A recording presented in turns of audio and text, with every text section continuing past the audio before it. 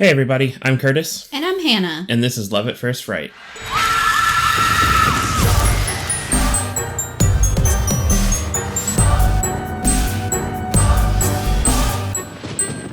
It's that time of year again. What time might that be? Where they start showing the new season of Next Level Chef on Hulu. Yeah. Because we don't have cable. Yeah. So it comes out a day behind. Yeah, well, it's like more than a day behind. It's like, by the time we get to it, it's like 2 days old. 2 to 5 days behind. Yeah. One of my go-to cooking shows. Yeah, it's one of the newer go-to cooking shows. Like, Chopped is always a good standby. Yeah. And I watch a lot of reruns of Cutthroat Kitchen. Yeah. And, I've been watching some reruns of MasterChef Junior. Because I think it's fun. It is fun. The kids are, they sure are trying. I'm consistently amazed whenever I watch it that, like, there's an 8-year-old who's just, like, fully doing... Yeah. Like, a dinner service. Yeah, you'll have an 8-year-old come on there that's just like, okay, and for your first course, I've made for you a beef Wellington. And it's like, okay, fucking eat chicken nuggets like everybody else. Yeah, they're saying that, and I'm watching it eating pizza rolls. Yeah. Judging. And I'm like, it's probably raw. Yeah, probably not going to be cooked enough. They didn't cook that enough. They totally beefed the beef. And it's always way better than anything I could make. Yeah, so. They're so talented. And it's really funny, too, to see children be so, like... And I say this as someone who was also kind of this as a kid, of the kind of kid that, like, read too much. And so everyone was always like, oh, she has such a good vocabulary. But now that I'm an adult, I can fully appreciate that. Because when I see a kid have the most old man-ass tastes, like that one episode where they were making pizzas and everyone's like, oh, pepperoni's my favorite. I love cheese. And then one kid is like, figs and balsamic. No, that kid's still weird. I love him though. He's just living his best life. I do think it would be kind of fun. This is going in a very different direction now, but I think it would be kind of fun if there was like a serial killer junior, and so it's like, what would that?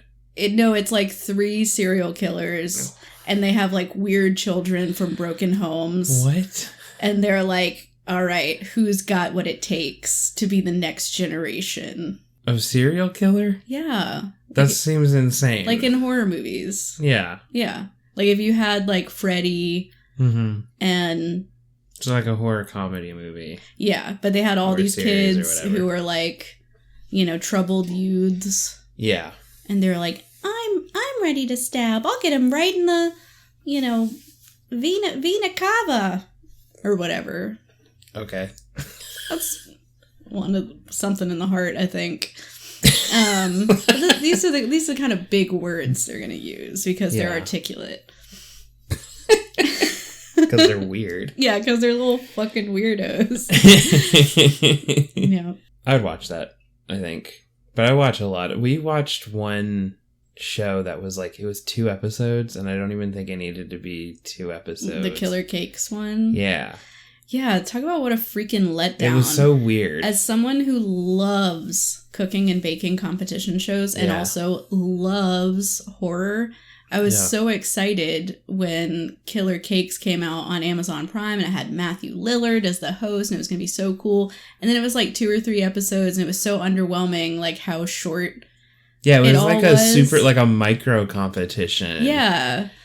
And I guess they were just like, I don't know, we don't have enough people to like I hope they bring it back. Maybe this was just like the trial run. Like a pilot season. Yeah, just a little thing to kind of get their feet wet. Yeah. But because it had so much potential, like they were doing like cool like horror special effects cakes. There was one that was like an ice box that like when they opened it, they wanted there to be like somebody inside and like thrashing moving around and stuff. Yeah. And so it was stuff like that, which is like really cool. So like they're making all the pieces out of cake, but then they have some like movie FX people helping bring their vision to life. And it was really fun. And then it was like 3 episodes and we were like, oh, I guess that's it. Yeah, so much for binging that in the month of October. Yeah. It's over already. Maybe people watched it.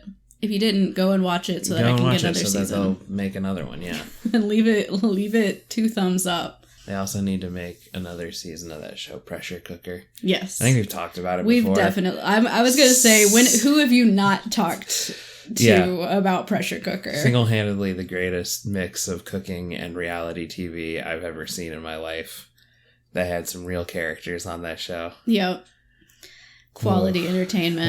That was so good. Yeah, we really need to get back to the early 2000s where any competition show also had the element of, oh, and you're all living together. Yeah. But they need to like actually show that part. Yes. Because it is so funny to me when we go back and watch like the first season of long running competition shows.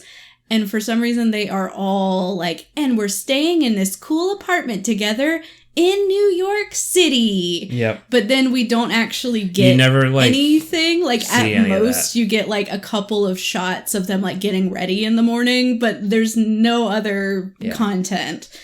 So we need more of that. I want the drama. Yeah. Give me the juice. Yeah. I think Hell's Kitchen is like one of the only ones that like still kind of does that. I mean, there's probably other reality shows that do that, right? But I don't generally watch just reality shows. I need the cooking element to tell myself that I'm not just watching garbage television. I don't just want to watch that. That's what I mean. I don't want to just watch a reality show. I want to watch a competition show. It's like America's Next Top Model. That's a competition show. They also all live together and we get all the behind the scenes drama. That's what I want. Yeah. That's what I want. Yeah, imagine Cutthroat Kitchen, but like drawn out. Long form season. Like 16 people. And it gets to a point where they're just like, you can start buying sabotages for the apartment of just like, oops, this person's toilet isn't going to work anymore. Oops, the fire alarm's going off all night. And you slept all day the day before to prepare because you knew it was coming. All the fire alarms going off, but we are going to give you and only you soundproof headphones. This is starting to turn into like very low level versions. Stanford Prison Experiment. Well, no, like just very yes, but also like very low level versions of like traps. Yeah. From Saw. Yep. Which is what we're talking about today. That's true. Good transition. Yeah. Nailed it. I was there. Yeah, no. We watched Saw 2, the second one. Saw 2.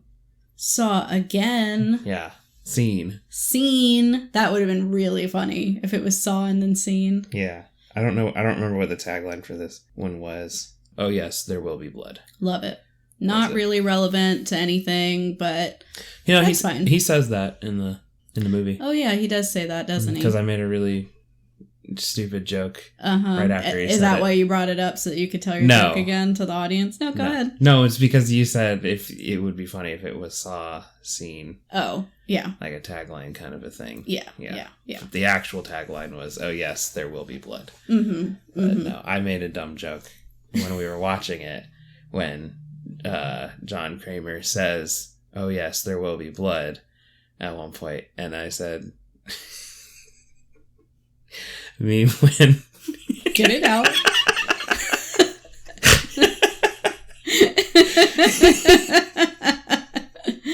Me when I'm talking about my favorite Daniel Day-Lewis movie. Really funny. It's really good. Really good joke. It's really funny. I think my favorite part about it was how you couldn't get it out. No. For it's really funny. 25 to 30 seconds. Because it's funny.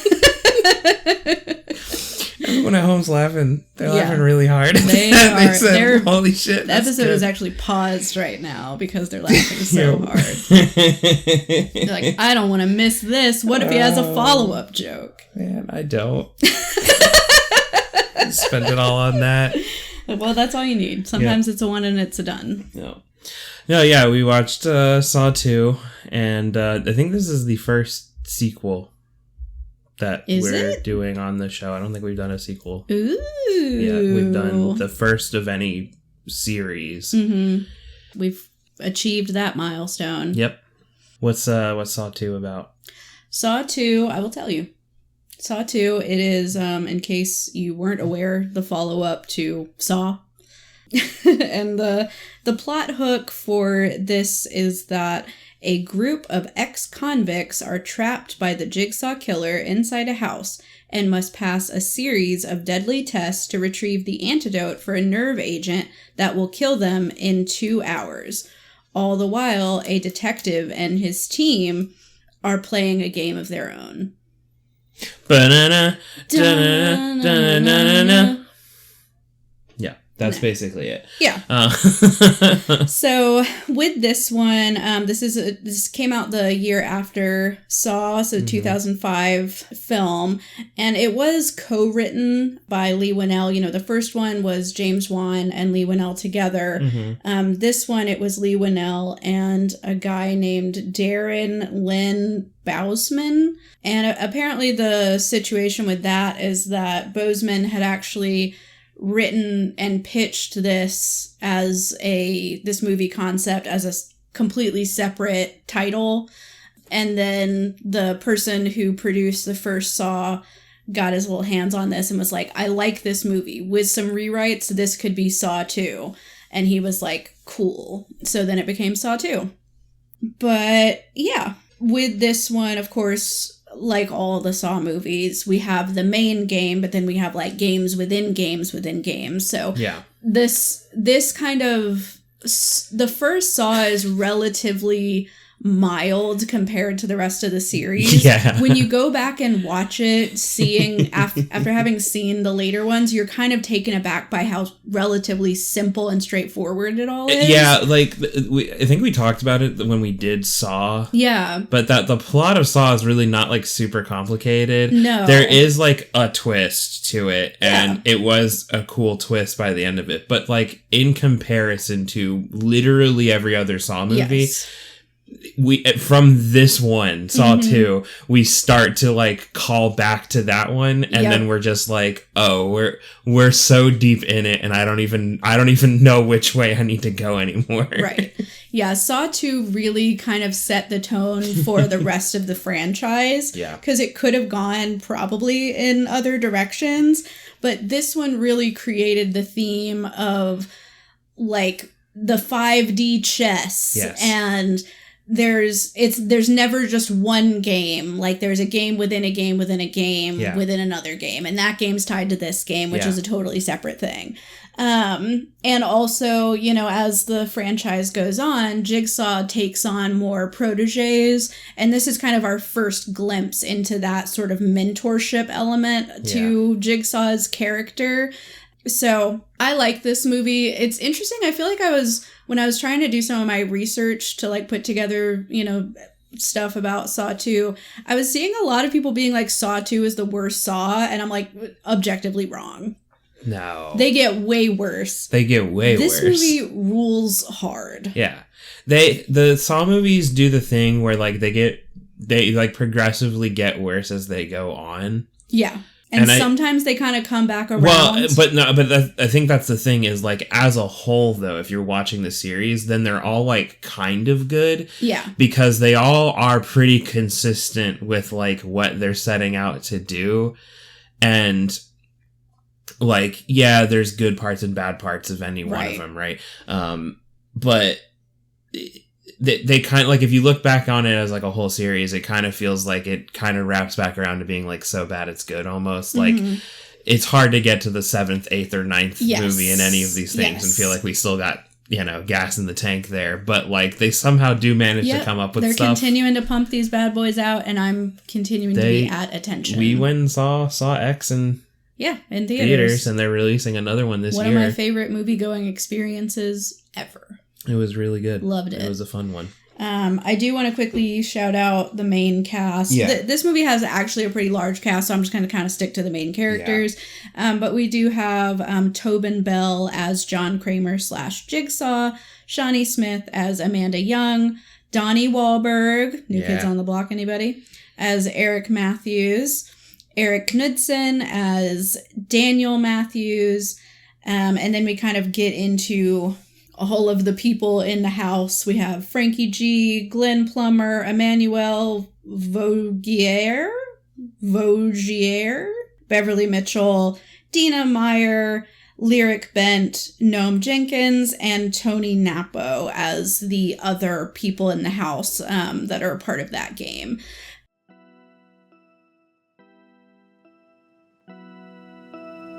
Do you love Halloween? Have you ever wished there was another time to celebrate that fun and spooky time of year? Well, now you can. HauntFest is a Halloween horror festival business that celebrates Halloween off-season.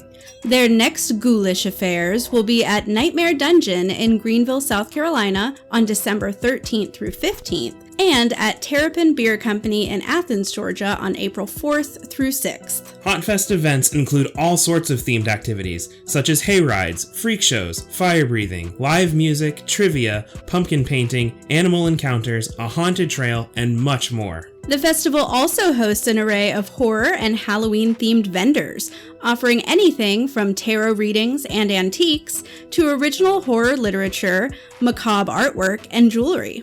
Don't miss out on this opportunity. Get your pre-sale tickets today for only $20. For ticket purchases, inquiries, and more info, please visit www.hauntfest.net and follow HauntFest on social media.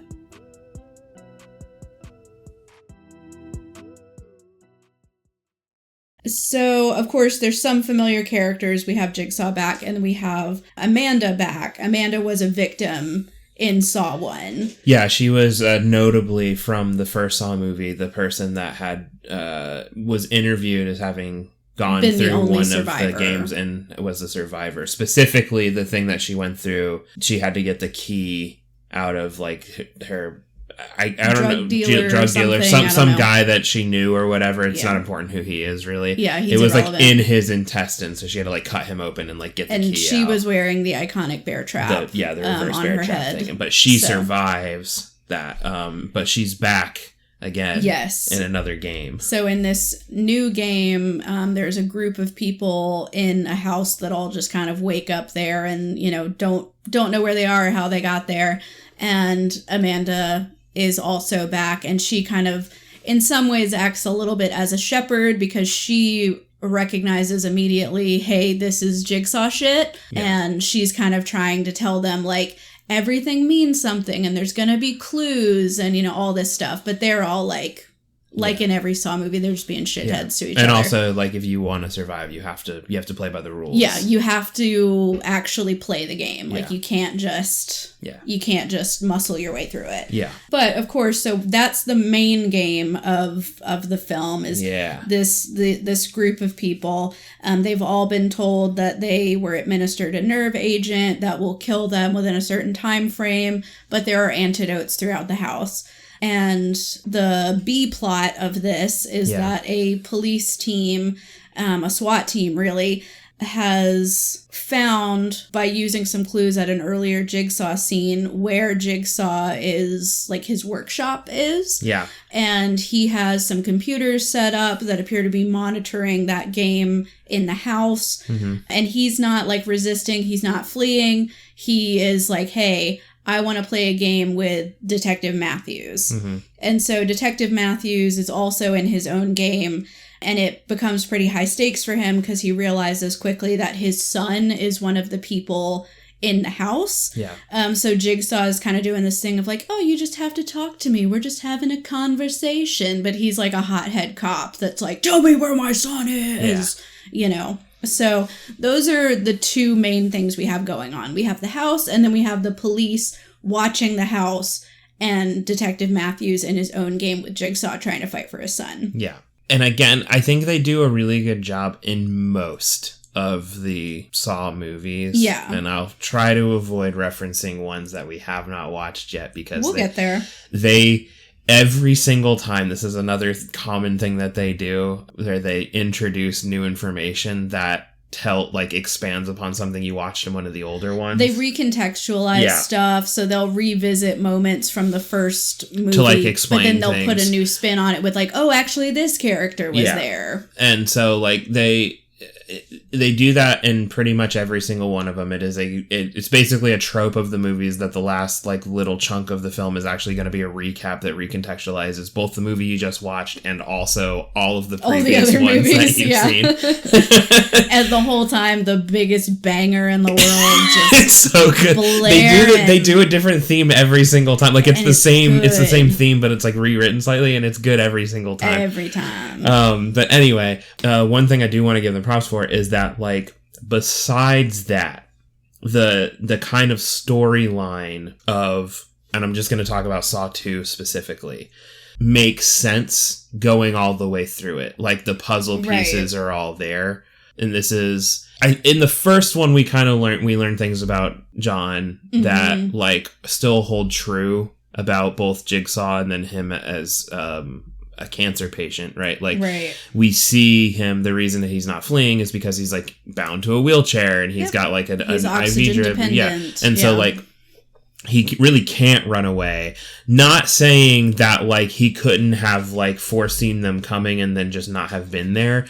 Clearly he wanted to be there because this is his game that he has set up for Donnie Wahlberg, Detective Eric Matthews.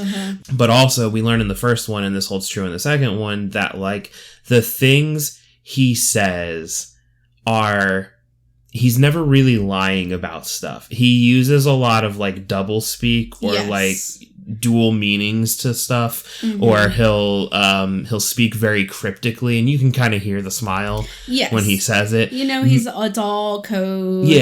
Like, meaning that, like, you know, he's told you exactly the answer, but you're just not, you know, you're not hearing him. Right. You're not listening. Well, and I think part of an ongoing theme with Jigsaw, and it's why we joke about the 5D chess and everything, is that part of why Jigsaw knows this works is that he's supposed to be kind of this genius at, like, reading people and knowing how they will behave based on their past behavior. So he explicitly sets up tests and he provides these clues that in hindsight are so obvious because he knows they're always going to fall back into the worst version of themselves and they won't be able to solve this, when really all they would need to do is have an open mind or do something a slightly different way or whatever, but they're never going to do it. That's why he's testing them.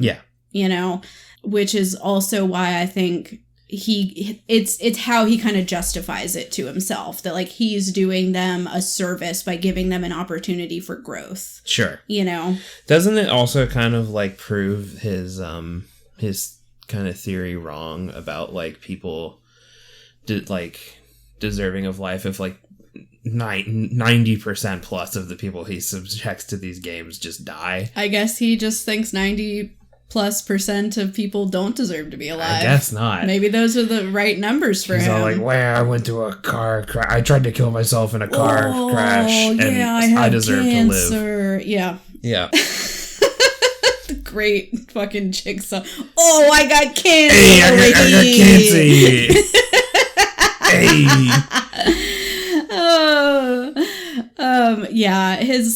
And the whole thing is kind of crazy because he tells this tale that, like, he wants people to be grateful for life and to fight to survive and to prove how much they want to live by going through the games.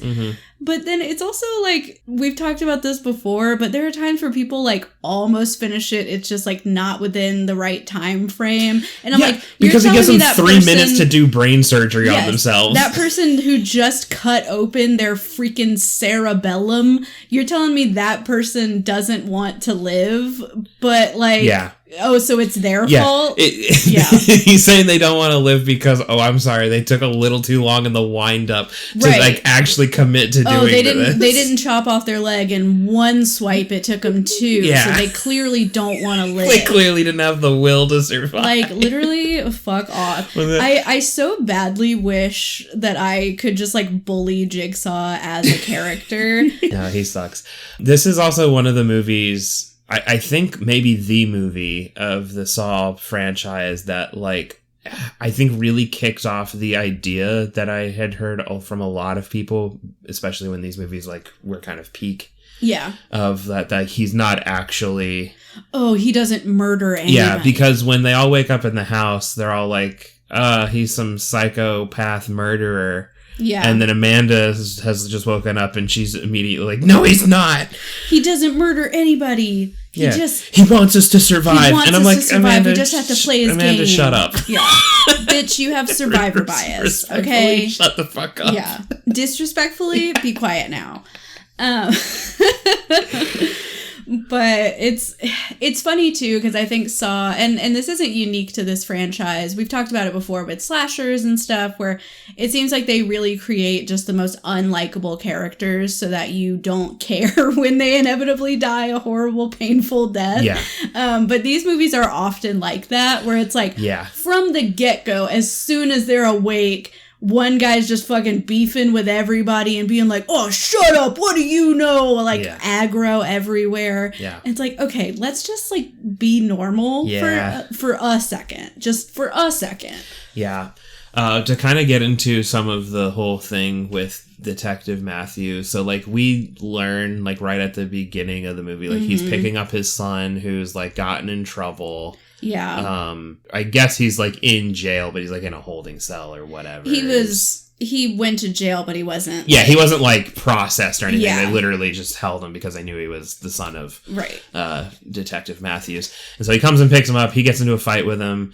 Weirdly, like on a dock or something. Yeah. It's kind of weird. I don't know why the police station's on a dock or whatever. But and he's like, I want to go. I think I'll go stay with mom. And he's like, well, then just go. And we're learning that like he's clearly going through a divorce or is recently divorced. Yeah, and then we get so lots of turmoil. We get a little bit of like insight into that way later in the movie, where we realize kind of the his partner.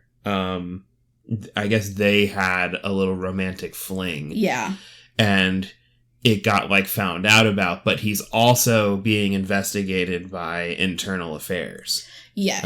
And so he's kind of, his life is crumbling. they talk about it. They make reference to it. We don't see a lot of him like doing police work other than interacting directly with Jigsaw. Right. But like the scene that we do get of him at the police station, he's like at a desk and he's like basically been reduced to doing desk work. He doesn't actually do like anything else now. And we hear some things that, you know, he's like using excessive force and he's like basically a dirty cop. And so his life is crumbling in every direction. He had an affair with his partner. Yeah. His wife left him. His son hates him. Yeah. You know, he got demoted. He's not having a straight up good time. Yeah, but then he kind of like has the big break because the opening kill in this is it's kind of a reverse. That's actually not a reverse break trap. It's more like a Venus flytrap. It's like an Iron Maiden or whatever. No, an Iron Maiden's different. Yeah, it's think of an Iron Maiden, but just for your head. Just for your head only. Yeah, I don't know if that has a specific an Iron name. Head Maiden. Yeah. But it's got a bunch of, you know, spikes on the inside of it, and the guy has to get like a key that has been surgically implanted behind his eye. And I guess he's been put into this game because he's an informant. He's a snitch. Yeah. So even Jigsaw is like, snitches get stitches. Yeah. Which is hilarious to me because I don't think this guy did anything specifically to Jigsaw. Right. Which I know I said I wasn't going to get into other ones, but like this is a thing that comes up later in the Saw movies where it seems like the whole idea of like helping people kind of goes out the window, and it's more about that somebody slighted him. Yes, and he's like, well, you go to a game now. Yeah. Oh, you fucking cut me in line? And so like, I'm gonna cut your Achilles tendon. So like this guy, I think kind of fits the idea that like he didn't necessarily do anything to Jigsaw. He's just not necessarily a great guy. Yeah. But also he serves the purpose of roping in Detective Matthews because this guy is an informant for Detective Matthews. And so when this all gets discovered, the scene gets discovered, they call Detective Matthews down, and there has been like painted on the wall, look closer, Detective Matthews. Right. Kind of like taunting him to get involved in this whole thing. Yes. And this is where he gets the clue from. There's like a tag on it, which is another hilarious little detail. They make a big deal about Donnie Wahlberg's character. Like, in a dream having this like fit of like, look closer, Detective Matthews. Yes. And he remembers seeing the label for like the steel warehouse or whatever on the mask.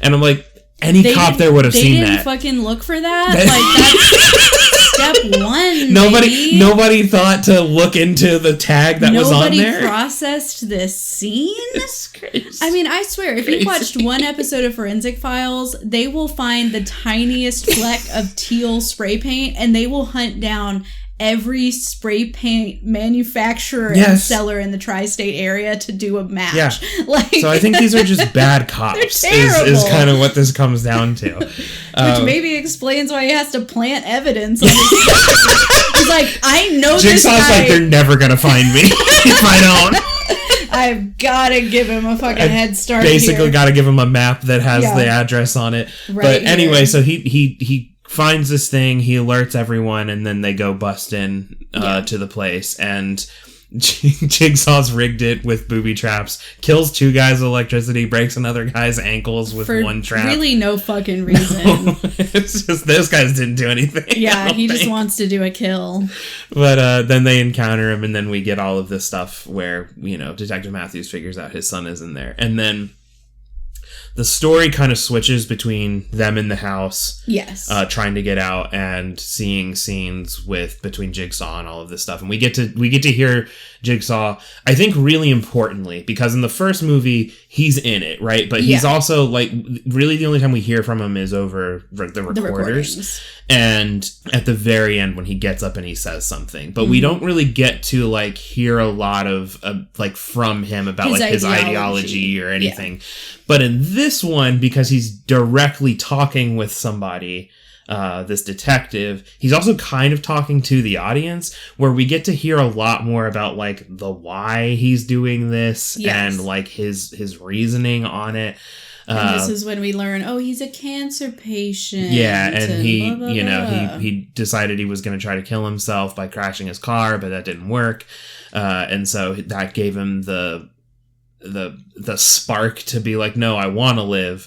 And so and then that also set him off on this path of being like, if I can do it, then I want to make sure everyone else is worthy of life. If there are people who like aren't grateful for life, I have to show them and make them grateful, basically. And so we get all of that, and like that's all well and good. And he says some lines in there. He has the "oh yes, there will be blood" thing, because it's his favorite movie, and let it go. No.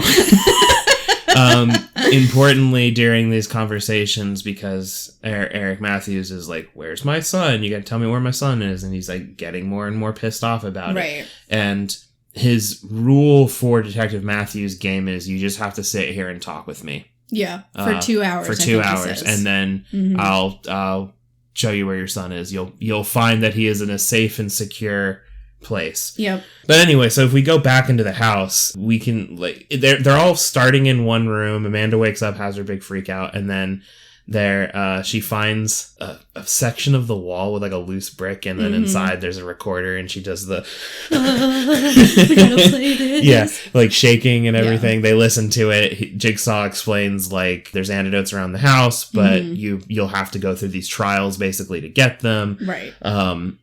And then once you take an antidote, if you don't take one first, you're going to die. So you can't just sit here and not do anything. You do have to go. Because it's going to set in over the next few hours. The next part of it that he explains is that like you're all connected, basically. Right. You just don't really know how. And then the last thing he says, and this message was like far less creative than the first movie's recorders when he gets it, because like at the very end of this message on the recorder, he is basically just back to back to back saying like very obvious clues about stuff. It's the escape room thing of like, and also make sure you wash behind your ears. Wink, wink. So he tells them that there's, I think, an antidote or two inside the safe. Yeah. And you already know the code. It's in the back of your mind. You think hard about it, it's in the back of your mind. Yeah. Kind of a thing. And so they're all like, what the fuck does that mean? And then importantly, they get a little key. And this is the first like real trap other than they're stuck in this house together.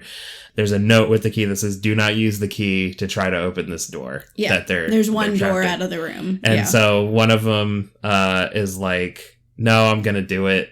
What else would we use it for? Kind of a thing. And they go to do it. And there's like I'm going to call him a finance guy. I don't know what else. He's like a so businessy irrelevant. dude. He's the first guy to get killed. Yeah. So there's this big drug dealer dude, and he's the aggro dude, and he's like, he's like going to unlock it, and the other guy is like looking through there's a peephole in the little door. peephole, and he looks, as he's looking through it, he turns the key, and a revolver goes off through the peephole and kills him. Yeah, so that guy dies instantly. Just instantly. And we don't even really get to know anything about that guy. So he's really just not that important. And everybody, of course, is freaking out. And they're like, and Amanda's trying to say, like, this is what I mean. Like, the clues are there for us to solve it. We just have to play the game. Yeah. But eventually the door just unlocks by itself, and then they're able to kind of roam around the house. And as they go through, like, virtually every door is locked in this house, but there are certain ones that aren't. And so, like, we get into, like, different trials. Yeah, there's for different trials. Different people. They can find more clues. And we don't actually end up seeing all of the trials for every one of the people in the house. And there's a couple of characters who, like, they have, I guess, rooms set up, but we just never see it. The one we get to see is one of the guys that's in this in the game is Abby. Yep. We get to see his. We get to see, I can't remember her name, but the one where she sticks her hands up in the thing. We get to see it. We don't really get to. I think it's implied she's like a sex worker or something. I think so. Yeah. Yeah. Amanda has a trial, right? No, so Amanda, it is the drug dealer's trial. He just throws her into it because he's not going to do it. Right. And also, I'm kind of thinking about it now, that one trial that we see the sex worker girl do, that might have actually been Amanda's trial. That might not have actually been for her because of the information that we get about Amanda. Right. Yeah, but anyway, we don't get to see everybody's. I would assume Jigsaw probably had them set up, but, doesn't happen.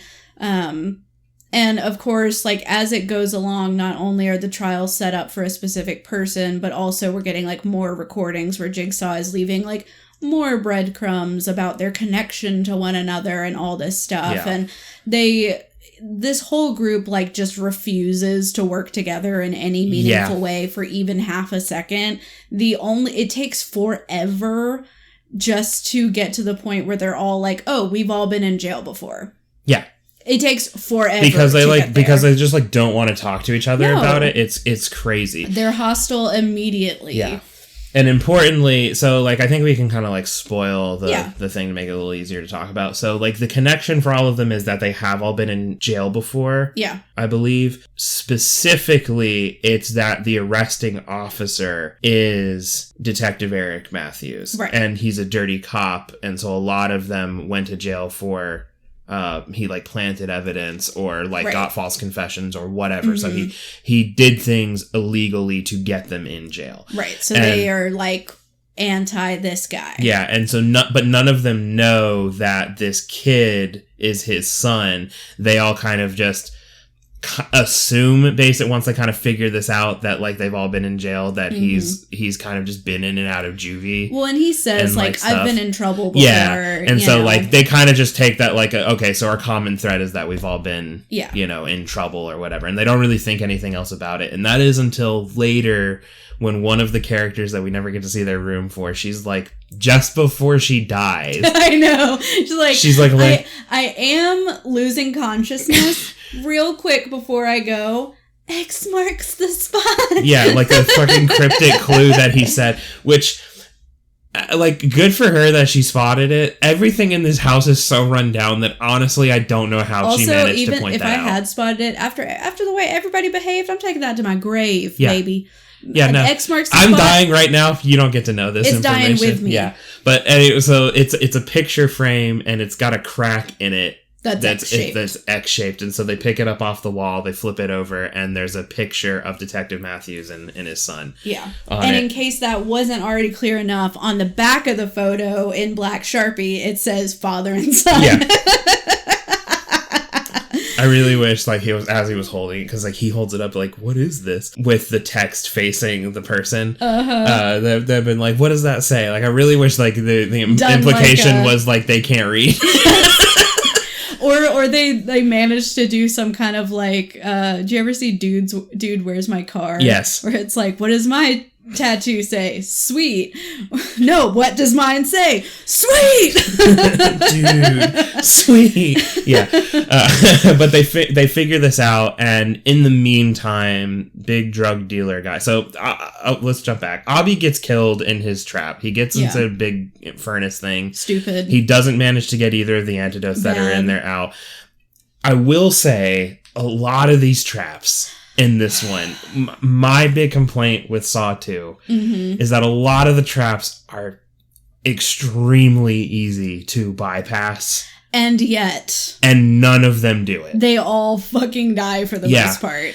Abby gets into this thing, and when he goes to pull one of the things down, it's connected via a chain all the way to the door that he climbed in through. He can clearly see the chain. Which he yanks, and then it closes the door and starts the thing. And his clue to getting out of the fiery thing was, once you're in hell, the only one who's your friend or can get you out is the devil, or something like that. And there's a little drawing of a devil pointing to this little, like...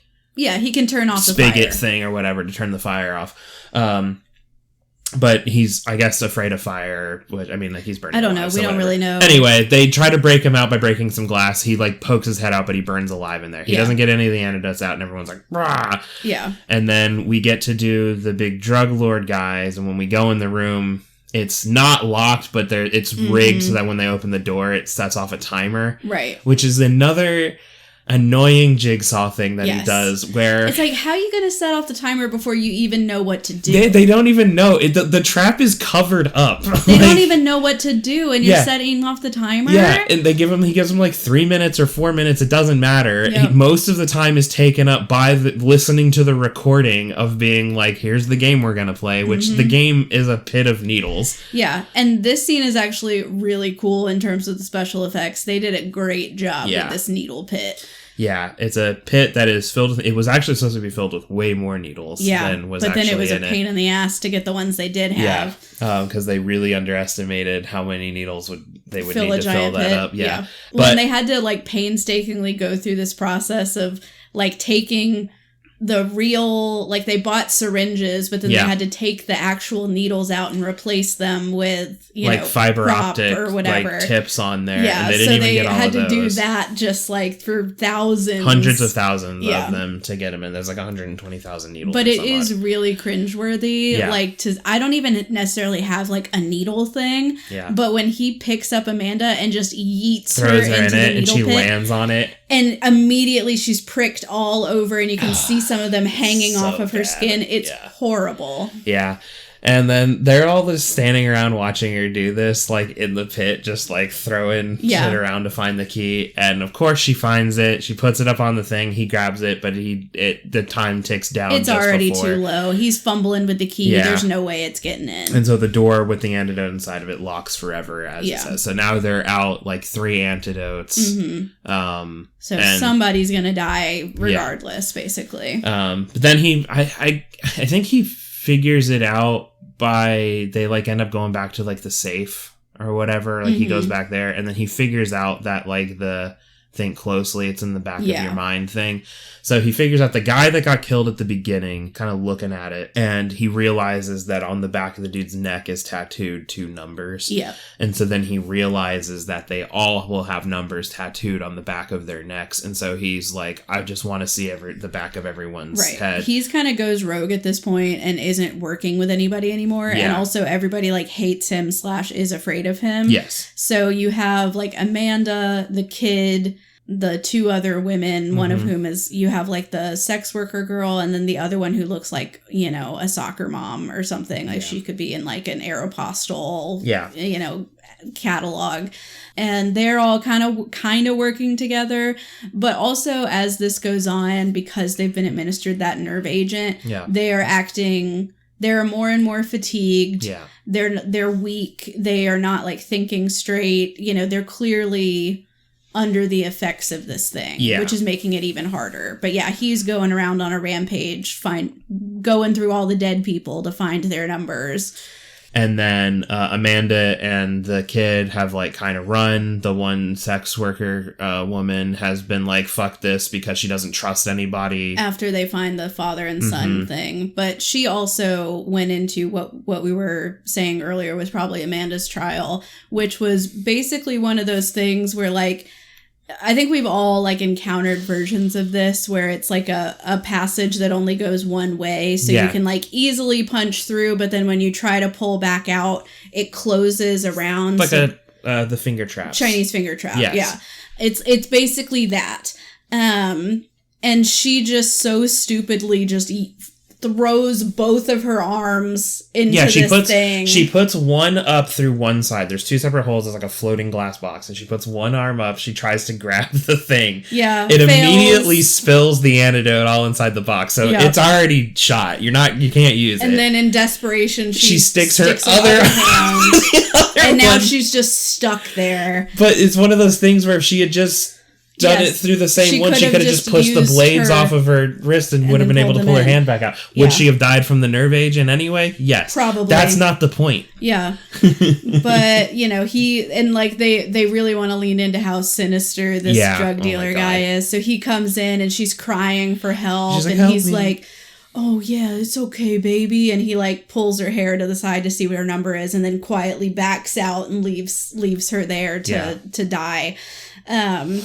But all of this kind of culminates in a big chase between him and Amanda and the son. Yeah. And, you know, he also is aware because when he found the blonde girl, he found the father and son picture. Yes. So he's like, I'm going to kill all these guys. Yeah. For some reason, the kid didn't bring the photo with him. He just dropped it. He thought, whatever. I already got a negative reaction. There's no way anything else bad could happen. It's fine. It's fine. But it's a big chase scene throughout the house. And this is where the other game is going on. This is when Detective Matthews really kind of starts to lose his patience with Jigsaw. Yeah. Because he is watching all of this happen on the, you know, monitors. Yeah. And he's like, okay, my son is in actual danger now. Like, you need to tell me where he is. We're not playing anymore. You're telling me where he is. So he goes old school on him and starts beating the shit out of him. Really bad. And, you know, we get more confrontation as Jigsaw is like, well, you know, what you gonna do? Plant drugs on me or whatever? He's kind of goading him. But then Jigsaw finally is just like, okay, I'll work with you. I'll take you where you want to go. He tells him game over. So Detective Matthews has lost his game. Yeah, but I don't think Detective Matthews knows that. I think that's supposed to be a cutesy double meaning thing where he says game over. To us, it's supposed to be. We know Detective Matthews just lost the game, but to Detective Matthews, what that reads as is, I'm not playing anymore. I'll tell you what you want to know. So he ends up, you know, fucking fleeing the scene with Jigsaw without the other police officers. Through a secret elevator nobody knew about? Yeah, I mean, it's Jigsaw. What do you want? So they go off and he's getting him to the house, and we have this intense, you know, we're cutting back and forth between the chase scene with the son, you know, going through all these winding hallways, and then also the, not really a chase scene, but Detective Matthews going through the house trying to find his kid and be like, where the hell is this? And also at the same time, you have the SWAT team who, once Jigsaw and everything happened, has been told, okay, just fucking go to the address that we connected these monitors to. Well, yeah, because importantly, they were trying to get a tech team the whole time. Yeah, so the SWAT team is going to the location, Detective Matthews is ahead of them, and then the kid and Amanda are being chased by the drug dealer. So everything's all converging at once. It's the 11th hour. It's the final countdown, as it were.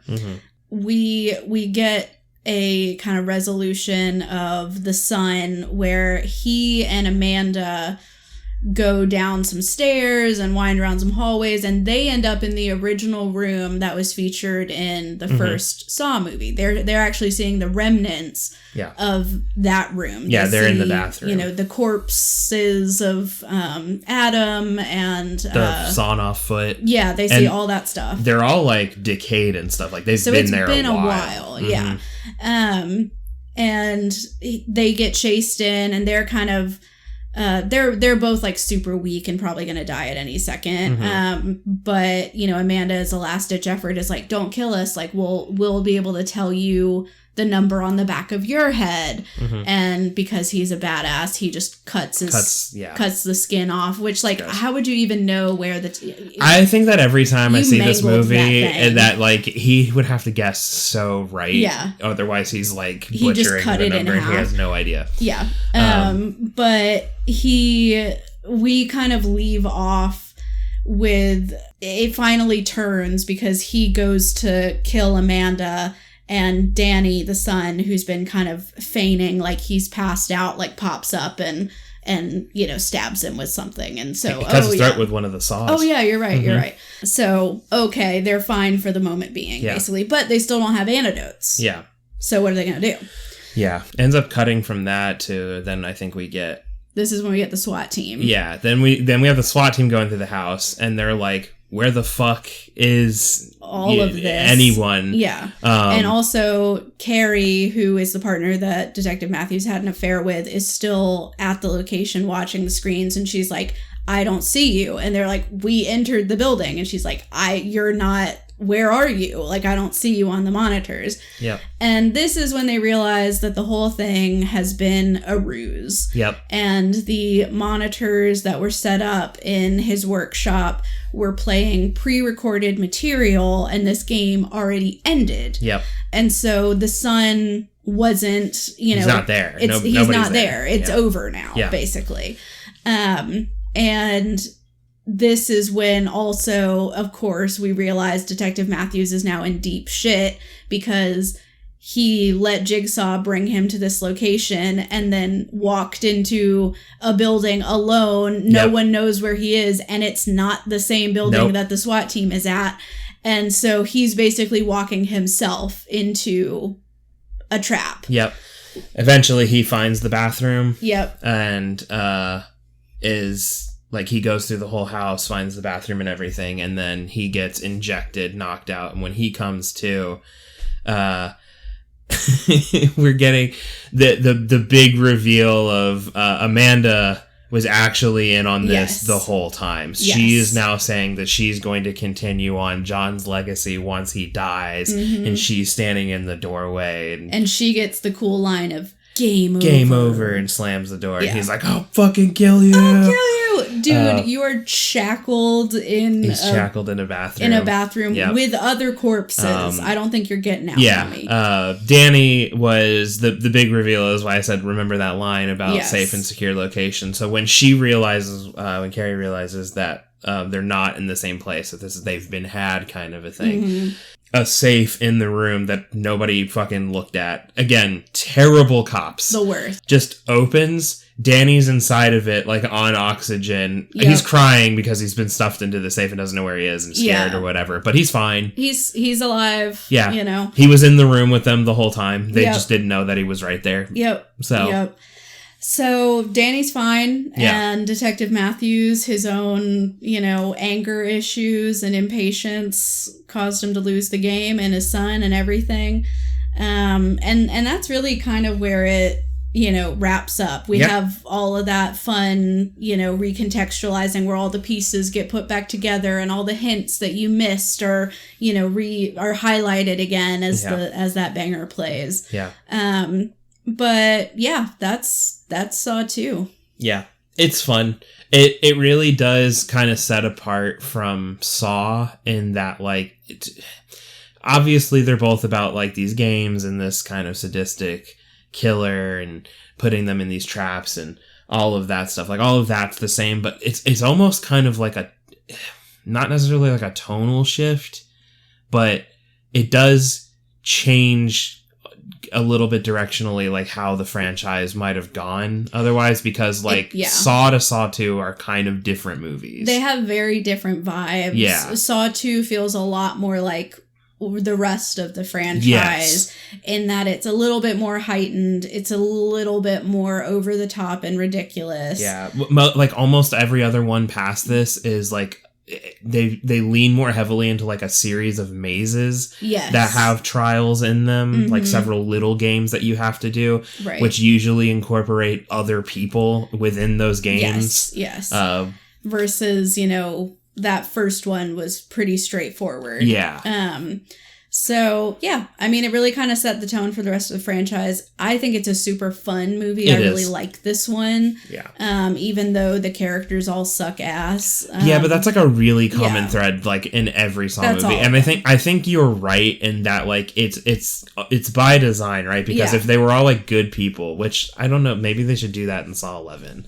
Is like have oops, like all good guys. Like have like they got it wrong. Like oops, good guys in this one. Yeah. Which would kind of fly in the face of whatever, but anyway, I get it. But like, have some like good people in there so that we're really like, oh no, I want him to make it out, because time and time again in these movies, you end up being like, it's fine if he doesn't get out, because like he does kind of suck. The drug dealer that was killing everybody. Yeah, like I don't want him to get out. Like I wanted the son to get out, Danny to get out, because he didn't really do anything. Yeah.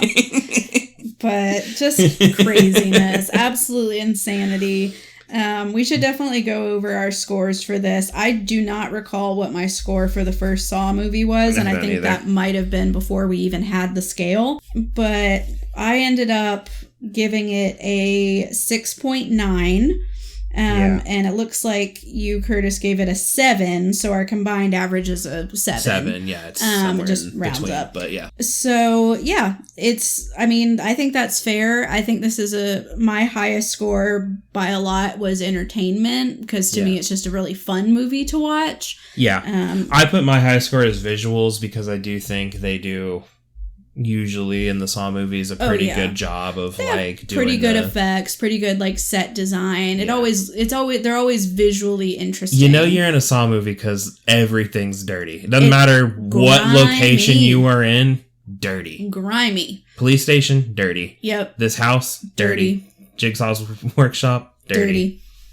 You know, it's just all dirty. It's filthy disgusting. Yeah. And it's really funny. I do think overall the series of Saw is just entertaining. I think so too. Just because it from Saw 2 onward, they just really up the ridiculousness of it all. And so this is why I was recently speaking with someone about the Saw franchise, because they had never seen any of them, and I was like, low key, knowing this person, you would like the first Saw movie, because it's basically a crime thriller. Yes.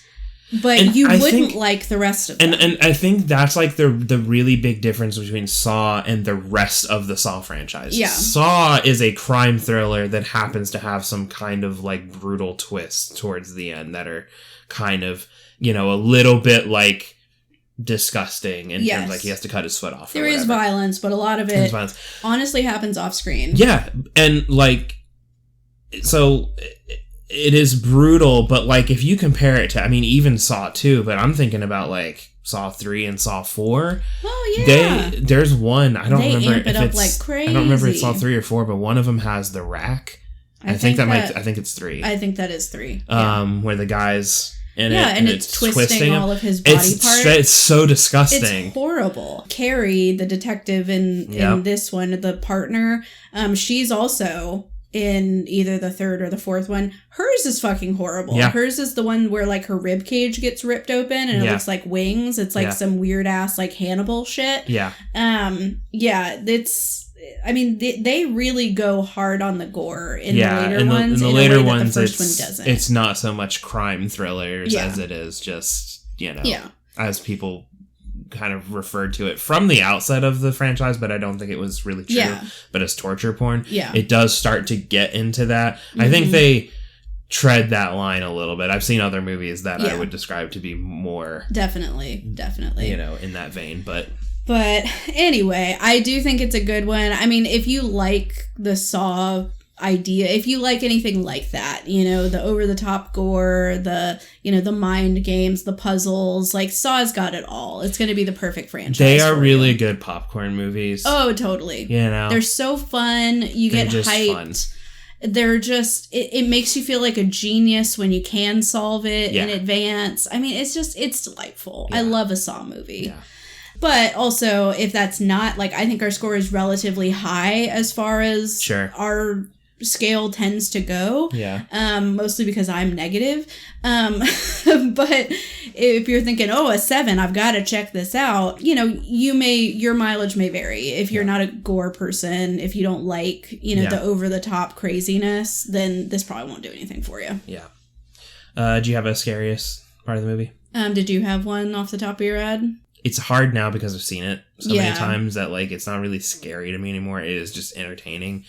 I'm trying to put it through the lens of... The first time that I saw it. Probably just, like, pure adrenaline, like, this would suck, is when Amanda gets thrown in the needle pit. Awful. The biggest, like, jump scary moment for me personally in the movie is the guy who gets killed first because of the revolver thing. Not because you don't really see it coming, you kind of do. Yeah. Because they show the revolver as it's getting ready to shoot. But in the first movie, we don't even, like, we see him, like, cut his foot off or whatever, but a lot of it is, they're cutting back and forth to really get the point across. And this one, he gets shot, and then he, like, turns around and is, you like, see the it's, like, jiggly brain matter and stuff, so it's really gross, but... Yeah.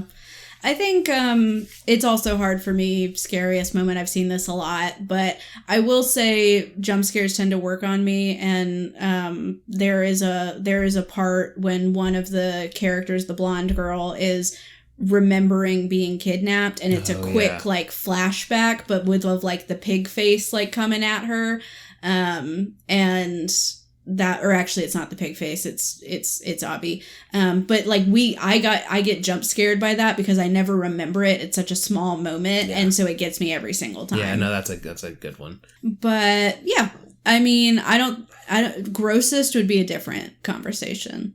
The one that gets me, the needles get me too, but the one that gets me is the girl that puts her hands in the Chinese finger trap, because that it just, like, the idea of being in that situation, I wouldn't do it how she did it, of course. She's objectively doing it in the stupidest way possible. But assuming I found myself in such a situation, I would be horrified. Yeah. And it would be so awful. Yeah. Yeah.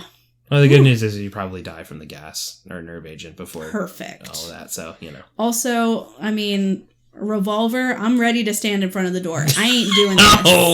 I ain't doing this. I ain't gonna scoop out my eye gun. It is funny how many times, like, in the Saw movies where, like, a character is immediately confronted with, like, an option to just, like, kill themselves in it, that they don't take it, and instead decide to go through the whole thing to ultimately get killed anyway. And I'm just like, what if Jigsaw had all this whole plan, but just didn't possibly conceive of the idea that the guy immediately wakes up, says, I know what this is, and then just ends it right there. Exactly. And Jigsaw's like, well, I guess that's that game. Yeah. I don't know. I would be the easiest one for him, because I'm like, do I want to just kill myself, or do I want to slowly drown being waterboarded in pig's blood? I think I'll just hey, I know how this is gonna end, so I'll just skip to the good part.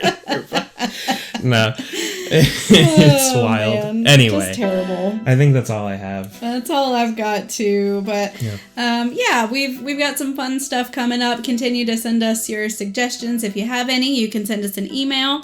It's firstrightpod@gmail.com. You can also reach out to us, follow us on Instagram and X @firstrightpod. And we do have a Facebook page called Love at First Fright. Feel free to reach out, get in touch with us, send us your suggestions and your feedback. Other than that... No, I think that's it. Yeah. Yeah. So, as always, scare well. We'll see you next time. Goodbye. Game over.